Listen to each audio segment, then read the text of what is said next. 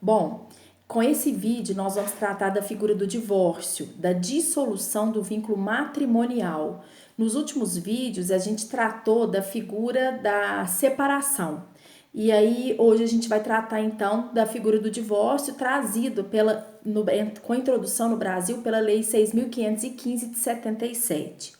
Antigamente, o divórcio só era possível após um determinado período de tempo de separação de fato do casal ou, eventualmente, depois de um certo tempo do trânsito em julgado da separação judicial. Com o tempo, o Estado foi entendendo que não cabia a ele determinar prazo para manter esse vínculo matrimonial e muito menos deveria interferir na vida pessoal desses cônjuges. E daí, então, com a emenda constitucional número 66, que alterou o artigo 226 da Constituição Federal, esses prazos foram sendo deixados de lado. E hoje, então, os cônjuges que entendem que não é possível mais manter essa sociedade conjugal e querem extinguir esse vínculo matrimonial, podem propor diretamente o divórcio, se assim o quiserem.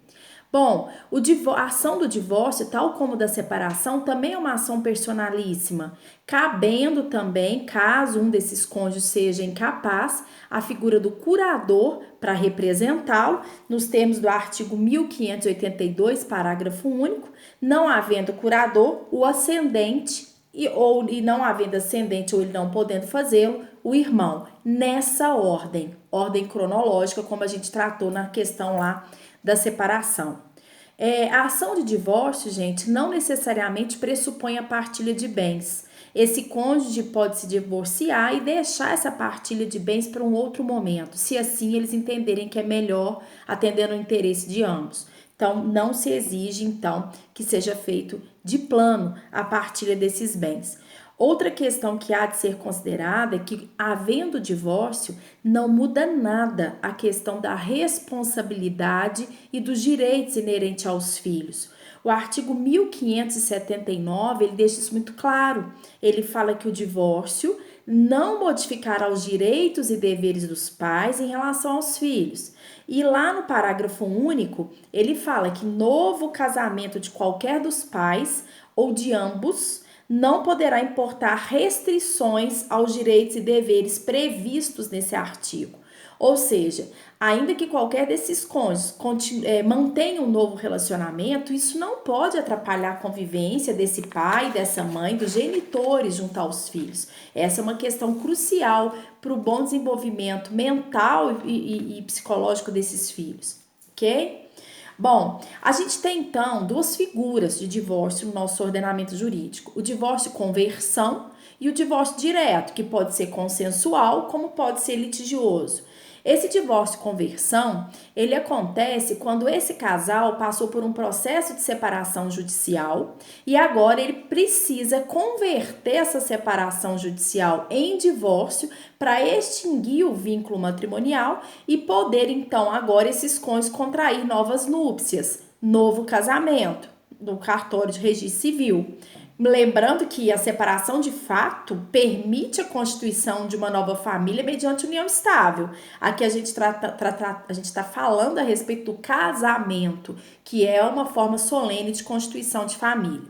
Bom, com relação a este divórcio conversão, ele também pode ser consensual, como também pode ser litigioso. O outro cônjuge, por exemplo, o pirraça, pode falar que não vai assinar a petição de conversão dessa separação em divórcio. Então, esse cônjuge que pretende essa conversão vai procurar um advogado, vai ingressar com esse pedido, onde não se discute culpa, e a outra parte vai ser citada para manifestar, não admitindo reconvenção, onde já que não fala de culpa, para que fazer reconvenção? Não teria motivo para tal. E o juiz, então, vai dar a sentença decretando a conversão dessa separação em divórcio.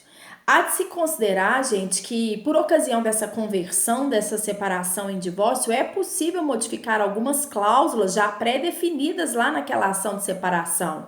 Posso questionar de novo a questão da guarda, dos alimentos, das visitas, tudo de novo.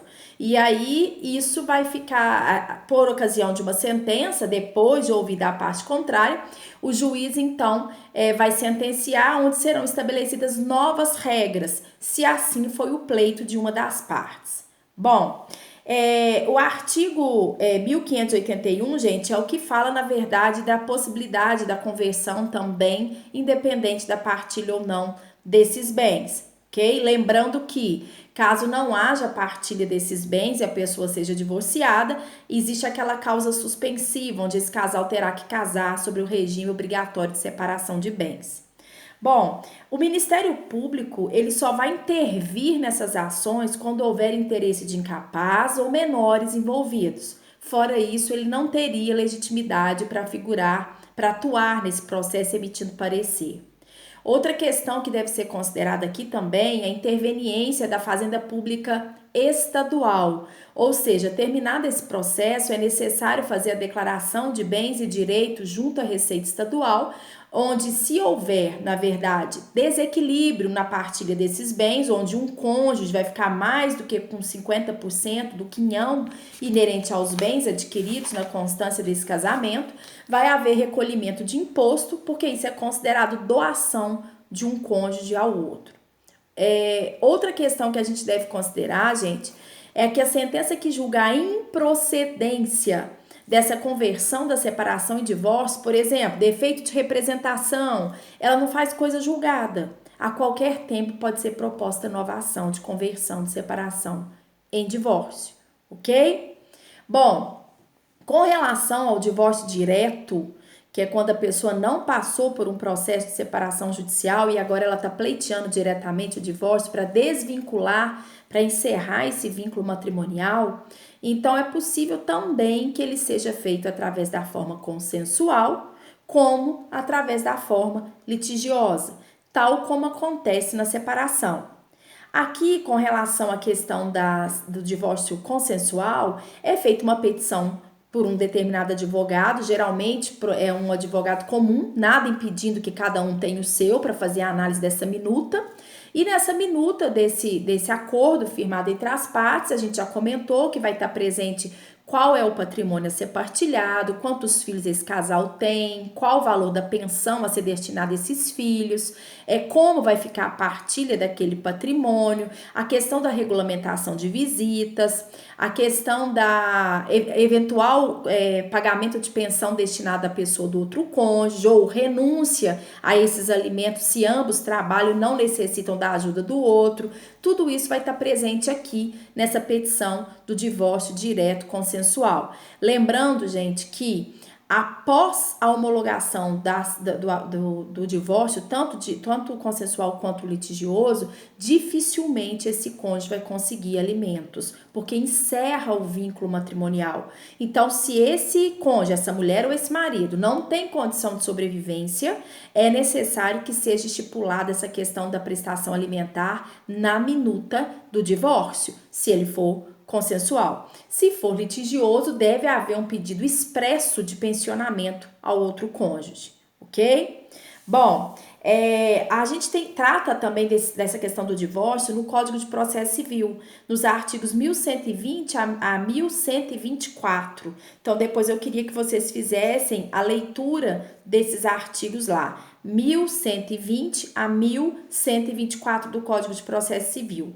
Lembrando que, no caso do divórcio consensual, se um dos cônjuges não souber assinar, outra pessoa pode assinar a rogo dele, tá? No lugar dele. Isso tem permissível no 1120, parágrafo 1º do Código de Processo Civil.